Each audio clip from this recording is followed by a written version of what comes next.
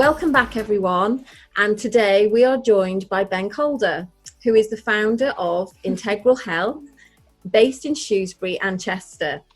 Ben offers a range of bespoke services that are designed to give you an integral approach to health. Ben has a vast range of training and is able to offer one-to-one services in kinesiology, Bowen fascia release technique, access bars and body processes, allergy testing, one-to-one mentoring, and I don't know if I'm going to say this right, McLaughlin scar tissue release. Also, Ben's able to run group sessions in Qigong, health, meditation, and shadow self workshops. Additionally, Ben also has a vast range of knowledge and has practiced many forms of yoga. Hi, Ben. Hi, great introduction. Thank you for doing that, and a real pleasure to be here with you both. Thank you. I was really impressed, and I found when researching you, I could see that you'd been into all of this since really young, hadn't you? You'd been inspired from a very young age, and absolutely, and at a time where it wasn't quite so well known either. So, what got you inspired? Yeah, I mean, you're absolutely right. I mean, I don't know if you remember yourself, but back in the days when I first started getting into this stuff, it was about ordering stuff through libraries, finding stuff in odd bookshops, periodicals and things that were pretty rare. And I have to hold my hand up and say that I stole stuff out of my local library just because I wanted to connect to it for longer periods of time. But I mean, I think I had a really interesting upbringing as a child. As a young person, we moved around a lot. My father and my stepfather were both in the RAF, so we moved around quite a lot. And so for me, my internal worlds were actually more important for me than some of my exterior situations, because it was harder to form longer, deeper term relationships, friendships when I was younger, because of this kind of cycle of moving around and stuff. My inner landscape became something that was really valuable to me. And when I was in the kind of the early stages of secondary school, we had a Christian youth group who, and these days, love them, bless them, they have a place and a position in our society that has value. But for me, as a young man just entering into my teenage years, they were a frustration with their guitars and the self-righteous Christian singing that they used to wander around our schools doing. And so some friends of mine and we decided to get into Wicca, into kind of paganism, and look at the natural world in a different way, basically to be in opposition to them. And it just happened to be also, it was a bunch of stuff that really resonated with me. And my mum also kind of was open to New Age stuff. And she had a friendship with a lady who was clairvoyant, did healing work. This is very early 90s. I think 1990 would have been the first year that we did the exhibition. So she did this massive New Age exhibition down in Cornwall, these 3-day events for years. And because my mum was interested, and because some of the stuff that I'd kind of spoken to with her, she actually took me along to this lady for a regular basis to start doing psychic development when I was 15 years old. So I started doing psychometry and the basics of tarot and energy field reading and all sorts of stuff when I was quite young. And then in these big exhibitions that we used to go to, we were helping out and supporting her in the running of these. And one of the jobs that I used to do during the exhibition was we had like 4 big workshop rooms, and they all funneled through one space, and we used to have to collect the tickets at each door for each workshop. And then when the workshop started, we had to have the doors closed and we couldn't let anybody else in, because we were doing meditations and there were transfigurations and all sorts of really interesting stuff. And I had the choice of either standing outside the door or I could sit inside the door with my back against the door. So for 3 days at a time, for years through my teenage, until I went away to university, and then even then I used to come back. I used to go to these exhibitions every year and listen to all these amazing speakers and get information about all these different processes. I learned to cure my own insomnia when I was 15 from a shiatsu technique that I learned at that point. And it really started to shift my life. So and that's where I got my first Qigong teacher as well, a guy called Ben, who he was an old guy in silk pajamas that at these exhibitions, especially in the evenings when the big parties were going on, we're all dancing to kind of like house and rave and other stuff that's happening at these parties, and he's just there in his silk pajamas doing Qigong. So I got inspired by a lot of really beautiful teachers really early on. Gosh. And was because you had several brothers, didn't you? Was it two brothers? That's right. Yeah, I've got two older brothers. Yeah, they're 6 and 8 years older than me. And the oldest of us is probably what I would say the least connected, the least kind of into his spiritual practice. Although now that I mean, he's in his 50s now, and we're all a lot older. He's very much interested in his nutrition, and looks at his biochemistry. He's much more the practical kind of character within us. My next eldest brother, who's 6 years older than me, he has also been a very intuitive, energy sensitive. He's a visionary artist as well, so he actually perceives energy and energy fields in a really unique and amazing way, and became the founder of the Life Force Qigong, the system that I now teach. And so, he and I have always had a really good connection, and whenever we used to visit with each other, it was always a case of exchanging bits of information about, oh, have you read this? Have you seen this? Have you got this? And we'd have all these photocopies that we'd taken out of books that we'd kind of like robbed or borrowed or, kind of had for 5 minutes. We had a really interesting lifestyle, and he did a lot of time living and working in Brighton as well. And there was a very alternative scene there. So going down there, getting access to bookshops and communities where I had been, where I'd grown up in Cornwall, where I'd been at university in Cheltenham, and then where I live up in Shrewsbury, that I just hadn't had that access. And Brighton was, like seriously alternative in the kind of mid-90s. We had the big early kind of piercing and tattooing communities really developing. And you've got to remember that at the beginning of the 90s, when all this started off, most body piercing was illegal. So, we had places, again, Olivia, you probably don't think about it in terms like that because of your age, but to go and have things like belly buttons done, tongues done, all that kind of stuff, most of that wasn't legal. Yeah, sure. So it was a really interesting culture at the time. And, this is all the illegal house parties and illegal raves that used to take place in basements and underground car parks and stuff. So it was a very exciting time in a lot of ways. An amazing childhood by the sounds of it. Sure, yeah. I had a little bit of that. My grandmother used to read tea leaves. So I suppose that softened me into being able to have the belief in all of this, because I witnessed her having my mum's friends round, and then she'd just get this teacup, turn it around a few times, and then look in it and tell them things that I knew she didn't know because she didn't know them, but I knew who they were. And from then on, it excited me. And yeah, I feel very privileged to have been introduced into that in an early stage of my life, because it's allowed me to allow it into my life now. Absolutely. I mean, for us at that time as well, for me in that stage, because media wasn't developed in the way that it is, you got to remember this is all pre-internet. This is all pre-mobile phone. We just didn't have access to so much. So these subtle worlds, these inner worlds were a great source of richness. And I was always really surprised at how I could sense people and places. So, one of the areas of work that I've enjoyed over the years is doing geopathic stress work and intrusive energies work, because my sensitivity into buildings, into people, I can pick up various things about that, and how we interpret that and how we look at that is, there are lots of different ways of doing that. There's no kind of wrong or right way with that.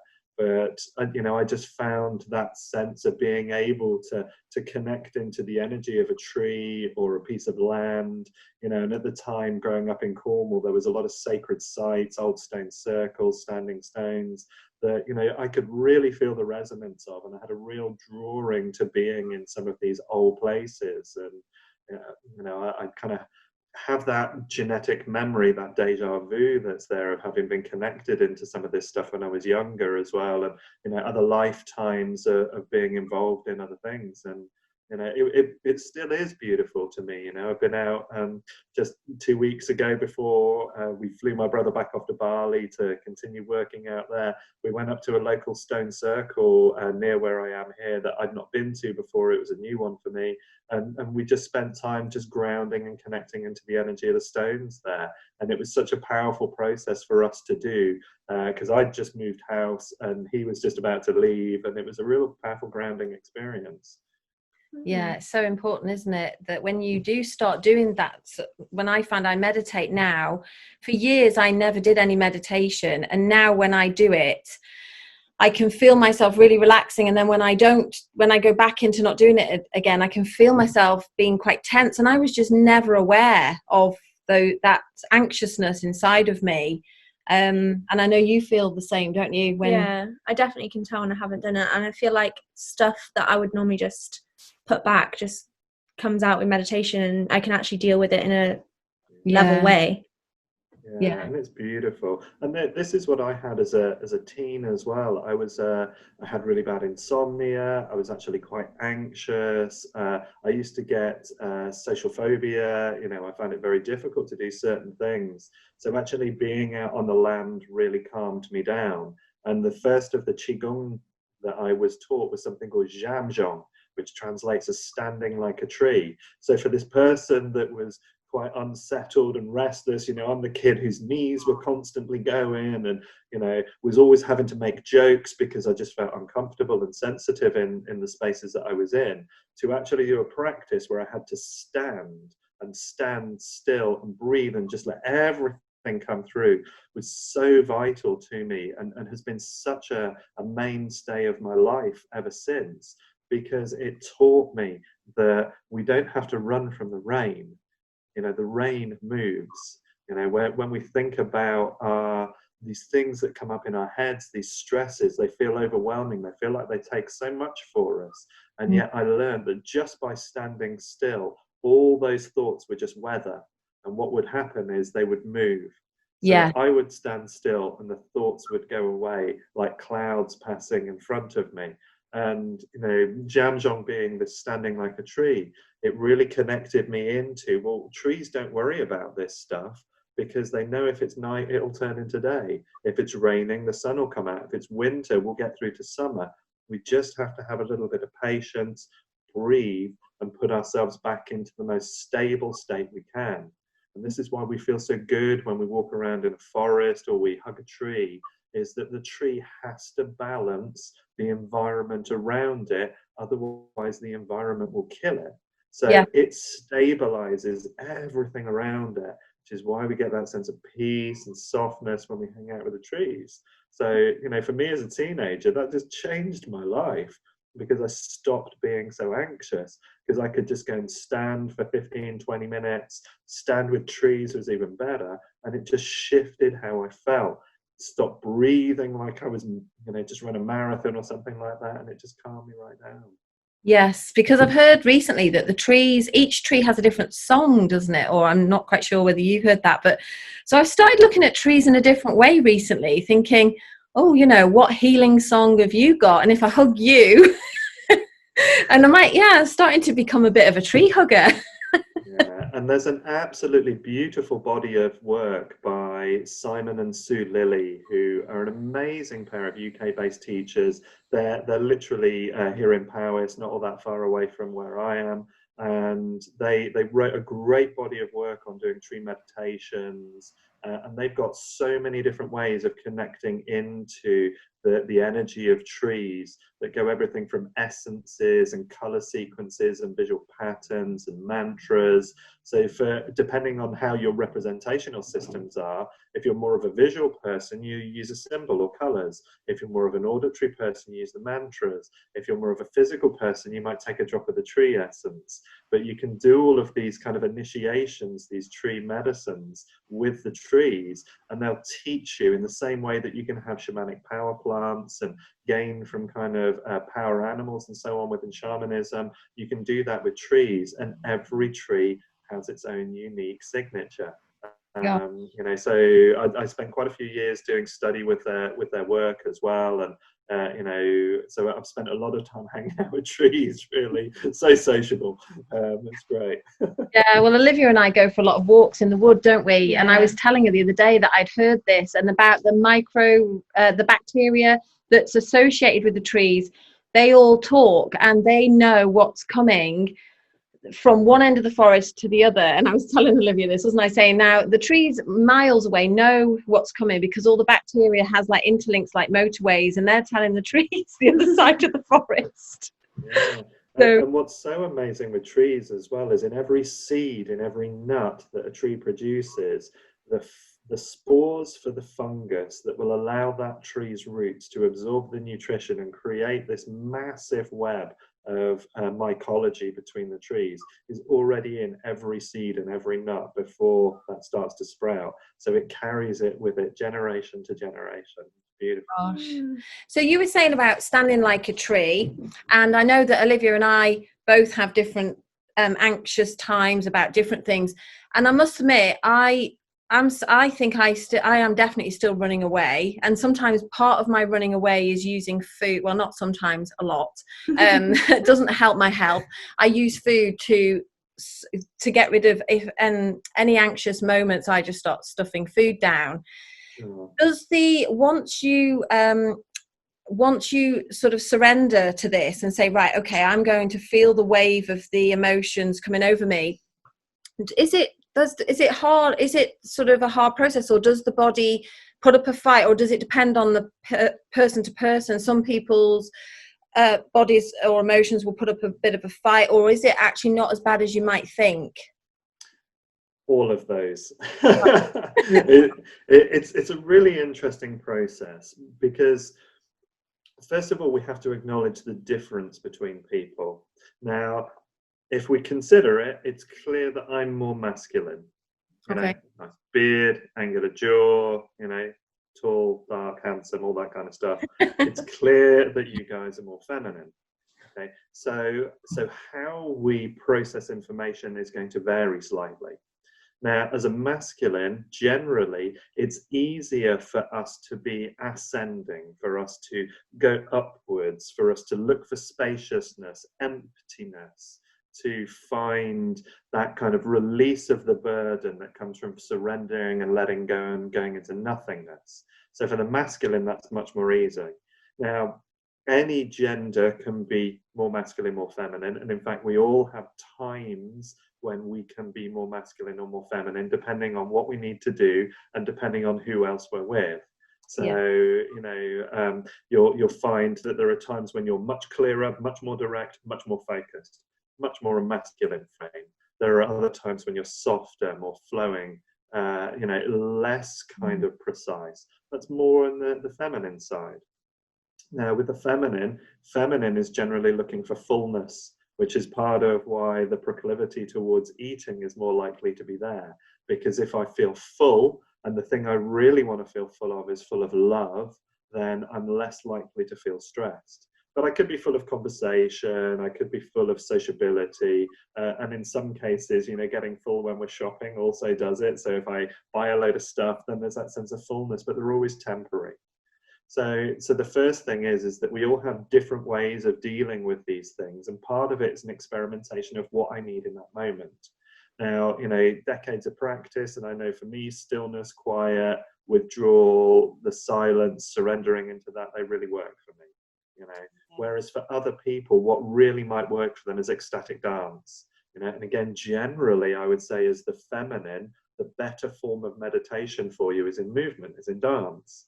So when there's stuff that's coming up and, the sense is to put something in to push it down, one of the things you can do is find a piece of music that seems to fit the energy of what you're looking for and then dance it out, get the body to release the thing, so that the process can take place. For me, in that masculine sense, I want to dissolve, I want to release. It's kind of like, I can breathe out and release that. And dancing doesn't always work so well for me because I find it tends to build up the head of pressure for me rather than allowing me to release. So part of it is a little bit of knowing who we are and what works for us and playing with that. And there's an old adage that comes out of Buddhism that says that if you can't sit in silence, then sit with mantra. If you can't sit with mantra, then do a walking meditation. If you can't do a walking meditation, then scream and shout and bellow and release until you're calm enough to do a walking meditation. And then when your walking meditation allows you to be calm enough to sit with mantra, sit with mantra. And then when that allows you to be calm enough to sit in silence, sit in silence. Oh, that's So really it's not, helpful. Yeah. yeah. So we can play about with it depending on what kind of mood we're in, who's around us, what resources we have, etc.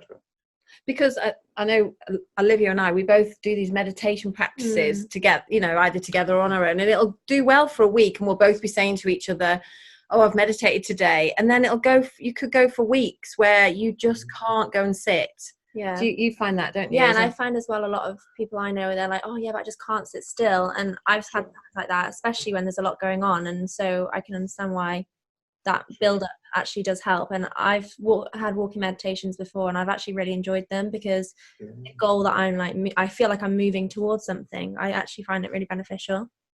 Absolutely, and a beautiful way of phrasing that. You know, sometimes when I feel that the walk is the thing that my body needs, sometimes I need to really power walk. You know, I've got to really drive like I'm going somewhere and getting somewhere, and it can make a big difference. And of course, we've all become super twitchy because of these funny things here. Not that you can see them right now. There you go. We've all become super twitchy. So sometimes actually having something that allows us to do movement is far more practical. And I think if you give yourself a window of, I'm going to do my meditation practice at, let's say, 9 a.m. every day. The question at 9 a.m. should be, what meditation practice do I want to do today? Do I want to do a seated meditation? Do I want to do a guided visualization? Do I want to do a mantra meditation? Do I want to, I mean, if you look into any of Osho's meditations, you could do a screaming meditation where you're just like letting all the nonsense sounds out of your mouth for 30 minutes. Who's that? There's also, that's Osho. Osho. Yeah, Quite sure. So people can find that. Yeah. Absolutely. So he's got a book called Meditation, the First and Last Freedom, and it really gives a lot of different types of meditations, and a lot of those are movement based. He developed a lot of practices for Westerners. And, you know, in an hour's meditation, you might only spend the last, 5 to 15 minutes in silence. Everything else is about noise and movement. So you get all of that restlessness and all of that stuff out of your system first, and then you can sit. And the sitting becomes much easier because you've given the body the opportunity to release the restlessness first. I think it's a shame with meditation when you listen to some people that don't meditate yet. They feel like they've got to achieve the knowledge of how to do it as if it's this big thing, and they don't seem to. And as we know, there's lots of different types of meditation where you can just listen to the ticking clock, and there isn't actually a complete right way or wrong way, is there? And it's about just being a bit stiller. And it's a shame, because I was listening to my brother actually the other day, and he said, I need to learn to meditate. And it was like there was this big chore that he had to do first to be able to learn. And I thought, gosh, all you've got to do is just sit there and put a timer on your phone for 10 minutes, and that could be, or even 5 minutes, and just start there. Listen to your body and stuff. Yeah. And even easier than that, we give ourselves this idea, the same with yoga, the same with any practice that we might do for our health. Now, if you say to somebody, how long does it take to do yoga? They might say, at least 30 minutes, at least an hour. Okay, so how long does it take to do one yoga posture? Maybe 30 seconds. Great, what's your favorite yoga posture? Okay, so my favorite yoga posture might be tree. That's the first one that comes into my mind today. So if I stand right now for 30 seconds in a tree, I've done yoga today. So I've already done my practice. And there's an idea that comes from Ken Wilber's integral life practice, where we scale all of our practices down. So, in my meditation, my minimum requirement for me to meditate is 1 minute. Because if I surrender to doing 1 minute and not expecting anything else of myself, it's much easier for me to sit for 20. Because I'm not telling myself I've got this block of time. Yeah, because once you start, sorry, go on, Liz. No, I wasn't saying anything. Once you start, it's so lovely. It's just being able to start, I find. Even though I love doing it, I will tell myself I'm going to meditate now. And then it could be I'm looking for a meditation on YouTube and I'll get distracted. And then I'll think, oh God, my time's gone. And then I think, oh, and then I feel so annoyed with myself and think, why did I just not do the meditation? But it's like your mind takes over and says, oh, well, that's interesting. And let's have a look at this. And then, yeah. And if I just sit and do it, I love it. It's a real battle. And of course, we're also judging what defines what meditation is. Yeah. So again, great old Zen saying that before enlightenment, I chopped wood and carried water. After enlightenment, I chopped wood and carried water. The world remains the same, but how we approach it changes. So me doing the washing up can be a meditation if I engage it in that way. One of the great things, thinking about kind of movement natures of it, you've got people twitching all over TikTok these days as well. Now, what every single one of those people do is they have to concentrate to learn the sequence that they're going to dance through. That is a meditation because we're focusing on one thing that we're going to do in repetition. That's part of what the process of meditation is. So, there's lots of different ways of doing it. And if we stop telling ourselves that it only works if we do X, Y, Z for X amount of time, then it makes it much more free and easy. I can meditate washing my car. I can meditate trimming the hedges. I can meditate shaving, not that I am at the moment, but, I can take it in all these different ways. And it's about where my mind is while I'm doing it. Yeah. That is really helpful because it stops a lot of people beating themselves up, because I think we all do that, don't we? If we're not doing things perfectly. So you're all right. No judgment about it. So you're all right, Liv. You don't have to feel guilty about your TikTok now. I actually try not to go on it. It's just too addictive. It's like YouTube black holes, isn't it? You start in there, and before you know it, you've gone on to look for a meditation or something like that. Before you know, you're watching films about Justin Bieber's mum. It's you're lost in there too easy. Yeah. So Ben, what's so with all the COVID situation that's going on with the centre at Shrewsbury, you've had to shut, haven't you, because you didn't have the right building to be able to cope with the rules. That's right. And so you've been doing one-to-one talks in the park, and then at Chester you've been seeing people face to face. But then now with the latest lockdown, that's probably made that very difficult for you as well. Actually, we're okay. I'm really lucky that I'm part of an incredible professional organisation, the Association of Physical and Natural Therapists, who are one of the oldest therapy groups in the UK, the oldest associations. They actually started a trade union for us this year so we can really lobby the government, and they've made some amazing changes for us this year.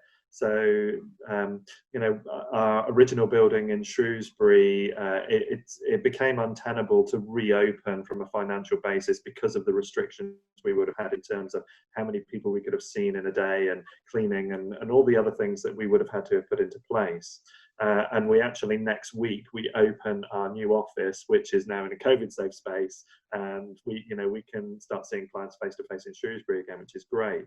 But thankfully, because of the work of the APNT, we've been able to, even during the England lockdown, because we are remedial services, we are seeing people for clinical reasons, we don't have to close. So even if we're in tier 3, with the new restrictions that come in from next week, we don't have to close because we're a health service, we're an established clinic, people are coming in for clinical reasons. So we can continue to support people's physical health, their mental health, quite easily, as long as we follow the guidelines for that, which are, they're reasonable. It's just time lengths and ventilation and, masking if we're doing close contact work. So, it's pretty straightforward. It's been a pain to adjust to, and it's taken a long time to sort through some of the stuff, even finding a new premises that was appropriate, finding something that physically met needs, that was in a reasonable location, that was a reasonable price, and wasn't asking for 6-year leases and things that just at this kind of economic point in history would be a daft thing for us to enter into. But glad to say we're moving forward, and we've also taken the time to start working on these other projects where we're working with young people that have been struggling in education and looking at alternate career paths for them, and we're looking at doing work with disabled people as well, so that we can take aspects of comp therapy into them and have them understand different things that they can do for themselves. So, you know, it's given us a chance to diversify and look at things in a different way as well. So you're working with a lot more younger people in those new projects, are you?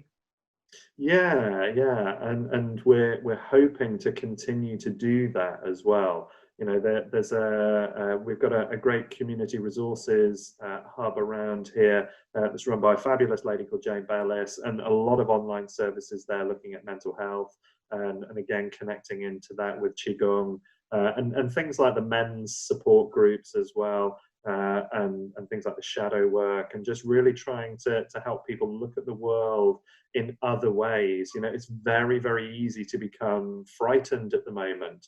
And it's something that, to even understand that there is a collective thought field where people are experiencing the thoughts of thousands and thousands of people.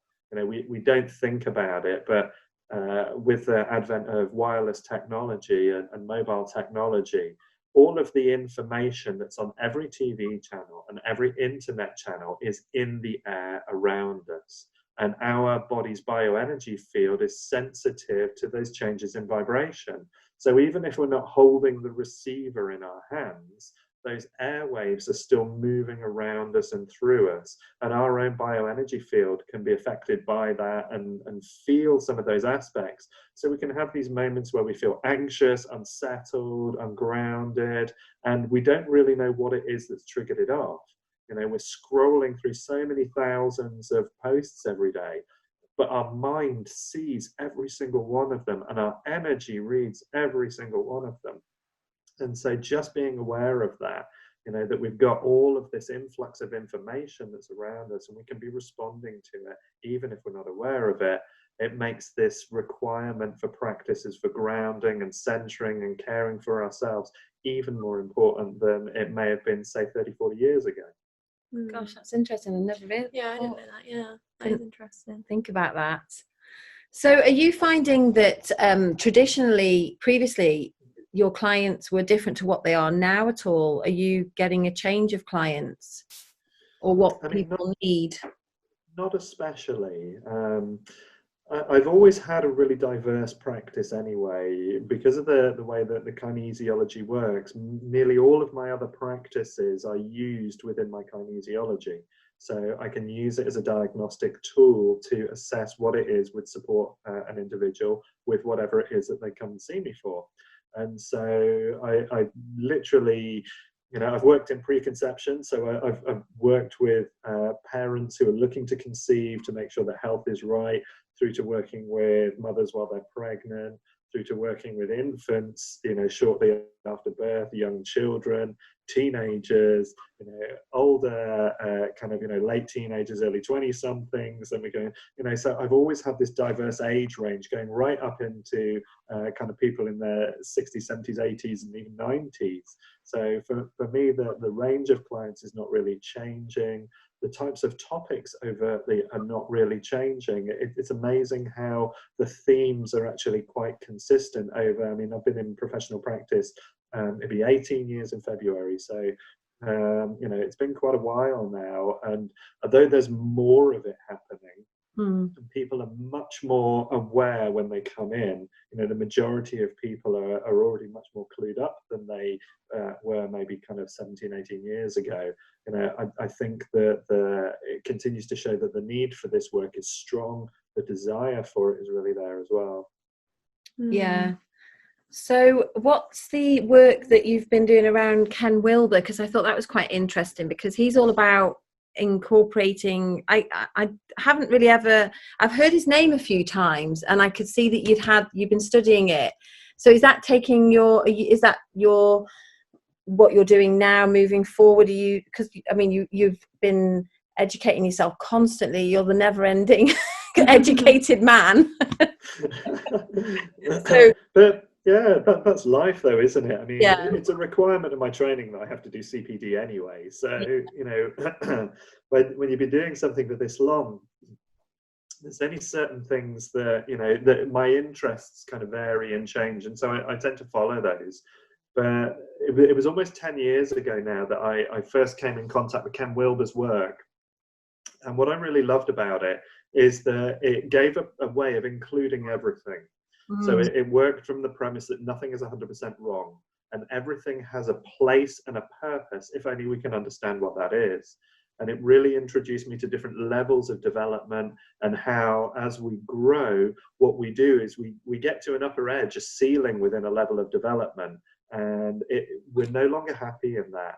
And I think that happens to a lot of people. We start to realize that things like the friendship groups that we're in, the types of topics that we're talking about, the scene starts to change for us, and we're not happy.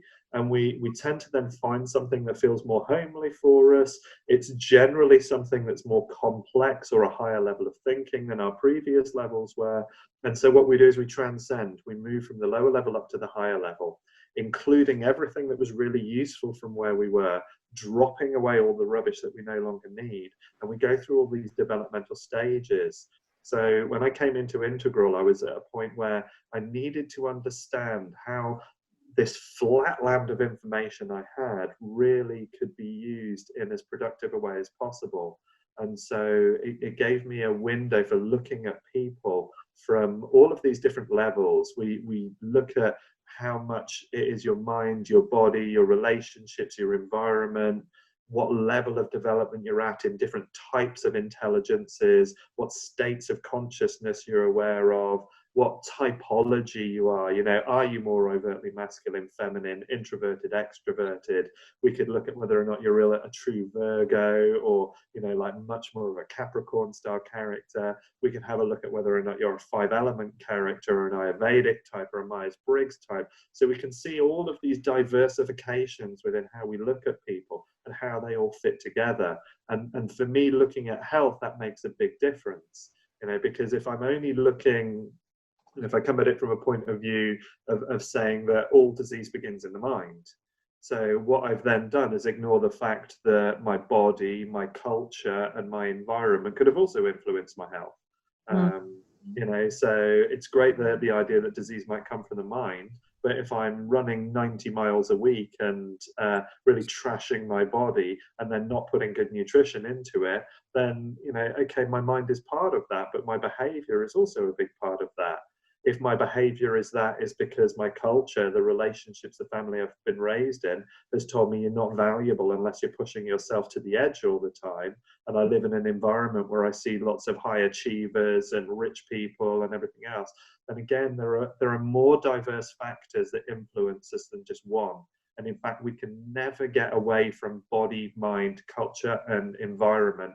We're always a mind in a body, in an environment that's been influenced by culture. We can't escape that ever. So the integral work has been really important to me to help me make sense of the complexity of the world. And I'm just literally tomorrow finishing my integral relationship group facilitator training. Been working with Martin Uchik a lot in the last 6 months to be able to actually teach developmental relationship work with people, so they can really understand, why it can be difficult. And it's something that we do for singles and couples, but why it can be so difficult to have relationships with people. And there just isn't enough good training out there to understand the complexity of our crazy world. Yeah. There's certainly not enough of this in schools, is there? When you're at school, to be even taught how to get ahead, that it is important to get ahead of your emotions. We just go into life, and our emotions just are completely controlling us, and we haven't even been taught the basics of, it's only been something new that I've learned over the last few years, of that I actually can get ahead and pre-pave what might affect me and how I might want to react. And that's not saying it's going to be perfect. Yeah, even like the understanding that your reaction defines the outcome was a big one for me, because like all the time you just react without any thought, and then it affects them so much. And this is the big part of why, for me, shadow work is such an important teaching within the world. Because how do we know that the reason why we don't like that other person is because they're representing a trait that we've unconsciously subdued in ourselves? Because when we were 4 years old, somebody who was important to us told us that that was an undesirable trait, and if we behaved like that, we wouldn't be loved. You know, so then we come into contact with somebody that represents that, and we fight against our own part of that we want to be. So, you know, there's so many nuances within our minds and the way that we look at the world, that even to trying to get the hang of this stuff, even at my age, you know, it's kind of like sometimes it's like, you know, mind is blown by the depth of it. I must admit, because I want to get into this work more, but I don't actually know where to start. And I get so excited by it all. And then I get paralyzed by the thought of, oh, I really, you know, my children are grown up now, and I'm at an age where I feel like I start panicking that time is running out. And I think, do I want to go down the counseling route? Do I want to learn a bit of the spiritual stuff, or what do I want to do? And then I just get paralyzed with, I don't know. So let's not, you know, just don't do anything yet. But because there's so much out there, and it's so exciting. It's like a pick and mix bag, isn't it? It's so exciting. And which bit do I pick? Which sweet? I mean, out of interest, what happens when time runs out? Well, for me, I believe now that we don't. But I just can't be relaxed with that, though. Even though I do believe I'm eternal, I want to do it. I'm very impatient. I want to do it all now. And yeah, so even though I really believe that, I also have a big interest in, when friends of mine have ever either lost somebody or they've had health concerns or anything, I've always almost put my own life on hold, because I loved helping them, building them up. And I've always really enjoyed helping other people. And I sort of think, do I want to do that? But this podcast and the YouTube was a great start for me, because we were able to talk to people like yourself and then explore together. Yeah. So at the moment, it does. I think for both of us, it excites us, because Olivia wants to be an actress, but she knows she loves this as well. So the two go so well together. Sure. And it's interesting as well that I think that we don't appreciate sometimes how much we're supporting the world just by every action we carry out. So, for instance, you know, when I go down to the local shop and buy something from there, you know, the contact that I have, the smile that I have, the connection that I make with the person at the checkout is already supporting their health and well-being. So we don't have to, you know, have this massive career or have a massive list of qualifications or anything like that to be a positive force for good and for health in the world. It can just come from the awareness. And the very fact that the two of you are here having conversations with people like me, distributing that into your networks and sharing that with people, is doing more good for the world than you realize. You know, you may never have people come up to you and say, you know, thank you so much, that thing you did really helped me. And, you know, and I'm sure you will as well. But, you know, we can't guess sometimes about the influence that we make on the world, and neither should we. You know, we shouldn't be doing it for the obligation of something coming back to us. You know, the things that are really beneficial to the world are the things that our own passion, our own drive, our own desire to just be who we really are. Yeah. That's what adds value into the world. And we all have days where we're off. We all have days where we can be an arse as well, and, you know, we're not connecting. But what can I do and be right now that makes my life and the life of everybody else something that is greater? And we can always find something, even if it's just a smile, even if it's just to acknowledge to the person in front of us, do you know what, I hear you're having a hard day, I'm having a hard day too. And that moment of relationship can make a big change. Yes.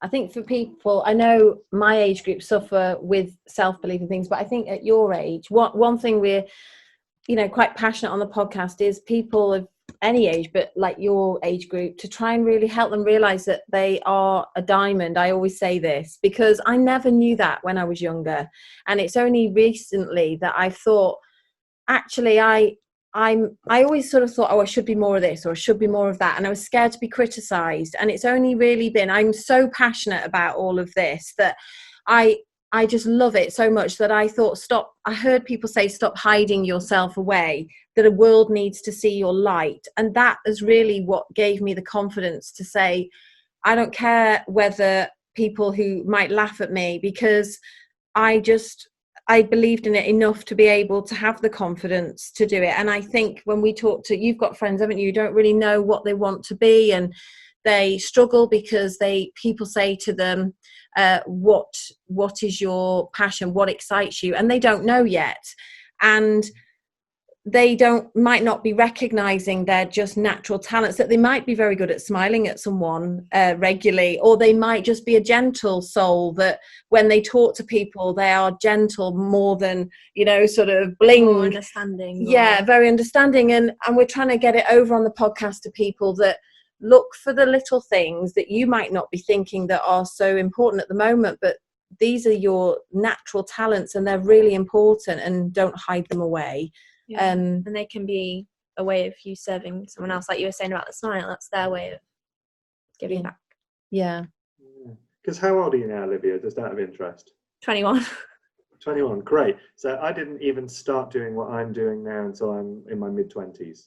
So, I didn't qualify until I was nearly 27. And, so there's no rush. I've worked with a lot of teenagers who are around this kind of A-level to university age, and, they feel pressured by their parents. They don't know what to do. And I'm like, don't worry about it. It doesn't matter. And one of the things that we teach within the Qigong work that I do, within a lot of the work that I do, is a concept that we call red light, green light. And it's really quite simple. It's like traffic lights. Okay? Anything that is red light is contractive, heavy, don't want to don't want to do that. Anything that's green light is expansive, open, it feels like it's adding into the space that we're in. And all we do is follow the green lights. As easy as that. And it doesn't matter what they are. So even as an actress, you've got the ability to be able to convey information to people in a way that could change their lives. Yeah. You can communicate with people in a new way. But even as somebody that's stacking shelves in a shop, I can make that happen in a way that it's easy for people. It makes their lives better. I can smile at people. I can help them out. So every choice that we make, every route that we take has the opportunity to be done in a way that really adds value to life.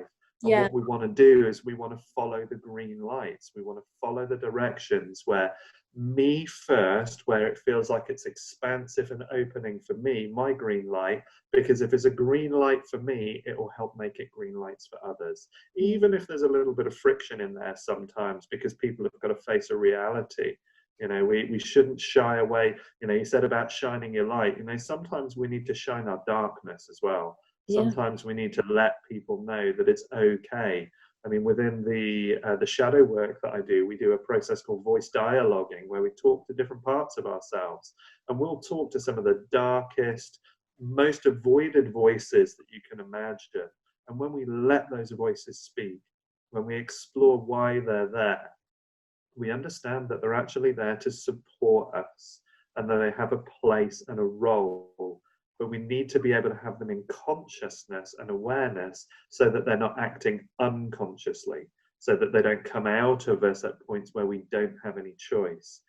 Because it might be that my anger, needs to be there for certain reasons, and it has a value to me if it comes out at certain points. But if it's not, if I'm not aware of it, if I can't connect to it, then it's much more likely to come out unconsciously and in a way where it doesn't benefit me. So there's a lot to learn as well from the things that we think that are not okay, that we tell ourselves are bad or unlovable or undesirable.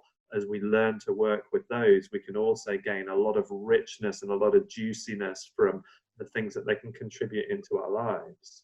Yeah.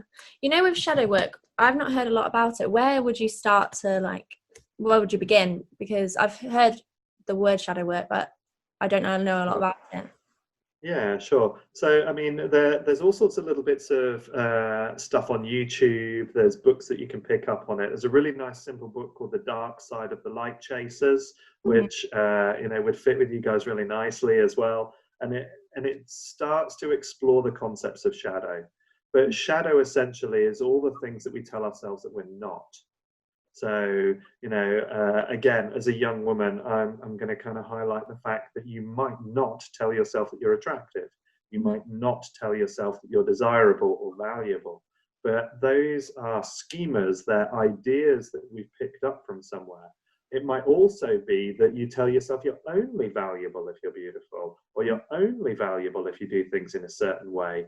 And these are cultural, which can include everything from our families up to our schools, up to our wider culture. These are all things that have come in from various places around us. And we can often deny our good things as well. So we might tell ourselves that our humor isn't valuable, you know, because we used to laugh a lot when we were a kid and somebody used to tell us that they didn't like the sound of our laugh. So we repressed it, we put it away. And the shadow is the things that we don't believe that we are, but because we really are them, they still come out unconsciously, and we'll tend to see them in the world around us. So it might be that I don't think I'm stubborn, but I'm watching that guy over there and he's so stubborn. And I really don't like it when people are stubborn, but I'm not stubborn. So it's the denial of the thing we are while we're seeing it somewhere outside of us as well. And that could be any negative trait, any negative emotion, or any positive trait or any positive emotion.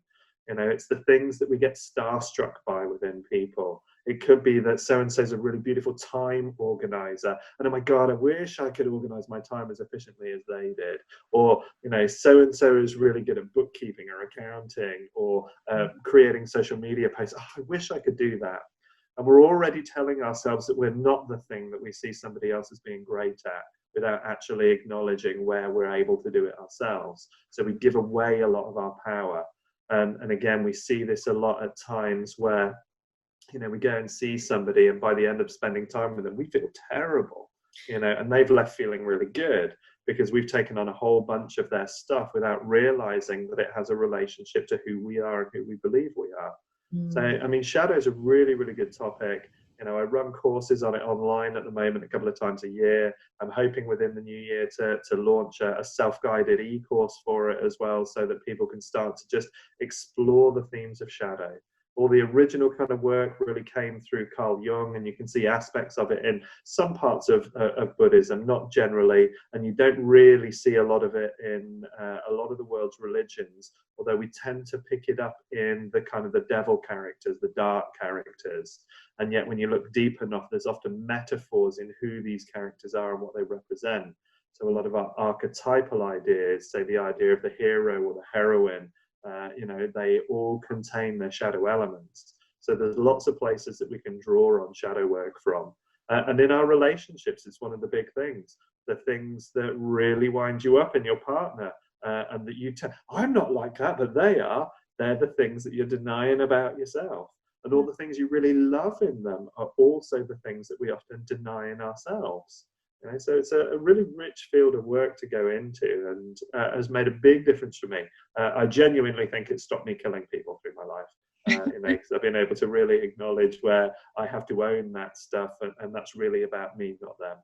Yeah. I think that's really interesting, isn't it? Because there's a lot of people, a lot of youngsters as well, that, you know, you hear about committing suicide in universities and things. And, you know, we know people, young people, your friends, that certain friends who have been so low. And I don't think it's something that we've really said much on our own podcast about that, you know, it's not all about saying, oh, I'm a diamond. And like you said, you know, it's okay to actually have those bad times and to maybe look at that more, because like you said, they're not to be got rid of. I have done some work a little while ago when we were looking at my favorite part of myself and not my least favorite part of myself, and we had to make a collage, take bits out of a magazine and stick them on a paper for, I can't remember what my one, it was a while ago when I did it now, but something, probably say if I said, I don't know, being happy or something. So I was happy about that. I could generally be happy quite a lot of the time. But the other one was anger. I remember the other one, and I remember putting all these pictures of what angry meant to me. And then at the end of it, they made us stand. They said, stand on the picture and tell us about that emotion, and then tell us what you like about it and how you feel it, what it does, you know, how it helps you in your life. And what we learned from it was when I stood on the angry one, I realized I was saying, you know, oh, I don't like it that I get angry, and then they said, how do you think it serves you? And then I thought, oh, actually, I can stand up for myself. And I realized, and they helped us realize it's not to be got rid of, it's just to be understood and help yourself and understand yourself. And that really helped me, because I thought that emotion I had to get rid of, otherwise I wasn't a nice person. So, yeah. And this is a really interesting area. Sorry, Olivia, go for it. I was going to say, and I can definitely see how people are like apologetic about how, you know, I've done it before, how I apologize for things that I think I am, or like say to someone else, oh, you're so this, like so organized, and actually there's no reason why I haven't got elements of being like that too. I just kind of just say I haven't got it even without thinking about it. Yeah, sure. And we're quite interesting in that way. And there's a big concept known as spiritual bypassing as well. And one of the aspects of that is this constant idea of looking at things through this lens of everything's really positive. It's kind of like extreme positivity. And there's a denial sometimes of the dark stuff. And it's really important that we acknowledge that. I mean, I'm a big advocate in men's rights and men's issues. You know, I look quite a lot at suicide prevention work as well. You know, men are 4 times more likely to commit suicide than women. We've got young people that are more likely to commit suicide than they ever were before. And a lot of the time, what people are actually looking for is a death to the situation. They want an end to the situation they're in. It's not necessarily that they don't want to be here, but they can't see any other way out of the situation they're in. And so we can use a lot of our shadow work to be able to turn those ideas around and be able to look at the world from different perspectives and see that there's always another possibility. You know, how can we make it better than this? What else is possible? Key questions that we ask in access consciousness work. And just by asking what else is possible, we've already decided that something is, but what is it? You know, how can it get better than this? Has already decided that it can. The question is, how does it happen? You know, and it might just be by little degrees, it might be simple things, but there's always a way to create space. And there's always spaces to find, even in the darkest of spaces, that we can go, do you know what, that actually has a value, that actually has a purpose, and I don't feel so bad about that anymore.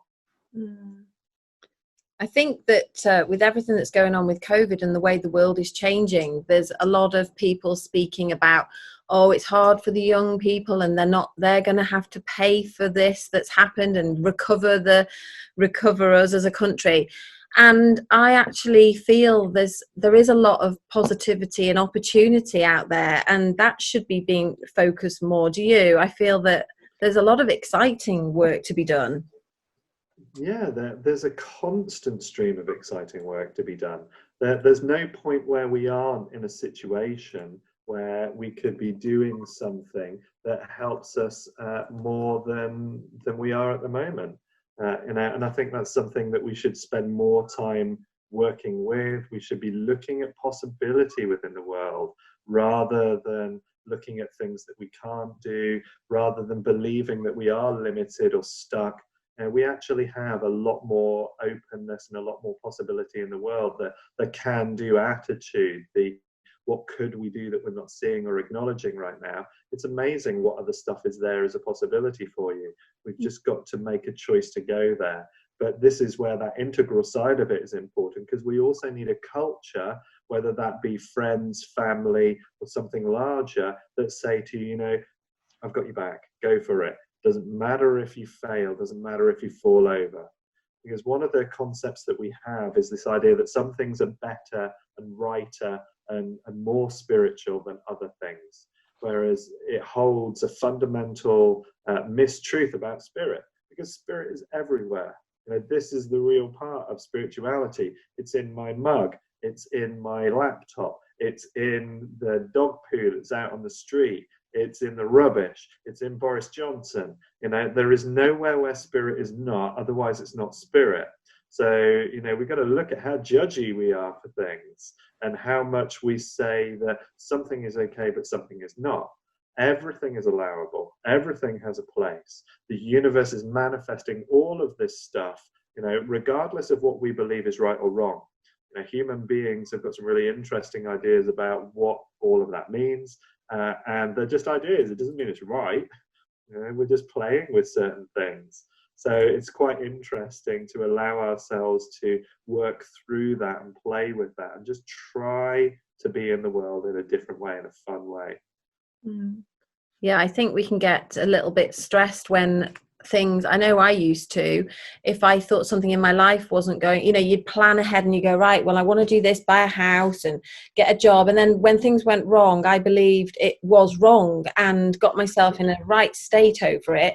And it's been, since someone suggested to me, it was a healer actually, and she said, there's nothing right, nothing wrong. And it was such a relief to realize that sometimes the things that I judged as wrong, because it might be that I was took off what I thought was the right direction for me by, I don't know, losing a job or not getting a job I wanted, or not getting the house that I believed I should have, was actually the right thing, actually directed me down a route where it was, you look back and you think, oh, well, actually this probably wasn't a bad thing that happened at all.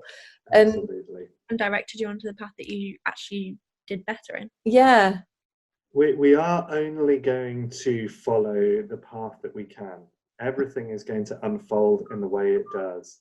Every choice that you make, every step that you take out into that world, to a degree, can't happen any other way.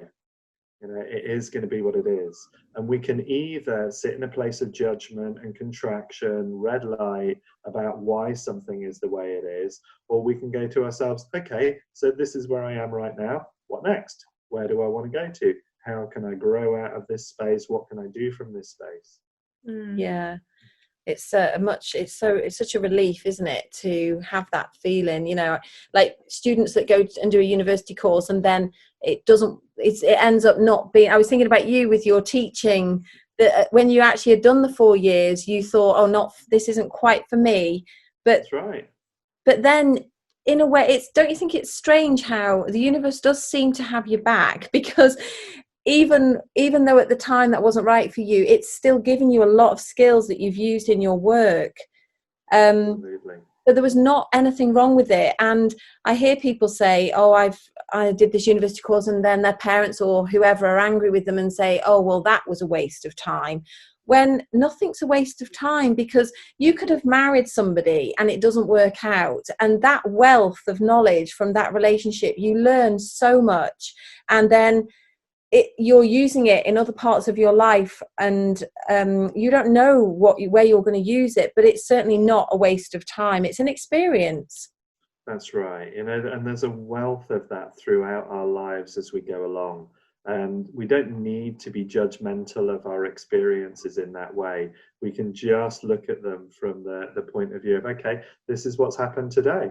What value does it has for my life? Where can I take it? What can I do with it? We don't need to give ourselves such criticism. And stuff doesn't work out sometimes, but it's not all down to us. The world. And I think this is one of the problems that we get with sometimes when we're moving through our early holistic stages, is that we enter into this space where we can end up with gross egocentrism, and we're not really paying enough attention to the world around us. We don't understand how it's contributing, how it's adding into the choices that we're already making. We don't want to recognize how even our phones are using subtle behavior modification tools on us, how the language that our government is using is influenced the way that we think in very specific ways. And any of that information can be changing our experience of life. So we can work with that and mess around with all of that stuff. And just wherever we end up, go, okay, this is where I am. What next? What can I do next? Yeah. So moving forward with your new centre then at Shrewsbury, are you changing anything then? Because the centre before, you were integral, as the name says, you had lots of other therapists as well, didn't you? That's right, yeah. And we're still going to continue to have a multidisciplinary team. Because again, for me, it's a really important tenet of the integral model is the fact that there are multiple aspects that we benefit from looking at. So if we don't have an integral team working there, and again, we've got basic mind, body, relationships, environment. If we don't have those bits, then we're actually in a position where people might be missing out on having support at particular levels. So I like to keep a multidisciplinary team so that we can look at things at different ways. So we've still got different body works. We've got our counselors, hypnotherapists, allergy work, kinesiology, and so on. And we'll also continue to expand that team now that because we did have a team of kind of like 20 plus people, and because of the situation, people changed where they were and what they were doing, so the team reduced down, and now we're looking again to build the team back up and do work in various ways with people. So where will the new centre be? Are you able to say at the minute? Yeah, sure. So because I've been in there sorting it all out over the last couple of days, so it's quite happy to share it. So it's at the Hartley Business Centre, which is in Monkmoor in Shrewsbury. So we've got free parking there, which is a nice bonus as well. And we've got a nice little office space that we've just finished refitting there, and it's looking really good. Right, that's exciting. That sounds really exciting. And when will that be open from after lockdown? Did you say Monday? Monday, right? Yeah, so we'll start being open and doing stuff from Monday. Oh, that's good. That's really exciting. Well, thank you, Ben. That's been really interesting. I've really enjoyed talking to you, and hopefully get you back on in the future. And I'm sure we've got so many areas we could have gone into, could have explored so much more. But thank you to the listeners for listening, and we hope that you've enjoyed the show as much as we have, and keep just trying to live the best chapters of your lives possible. And we'll be with you next week. Bye. Bye.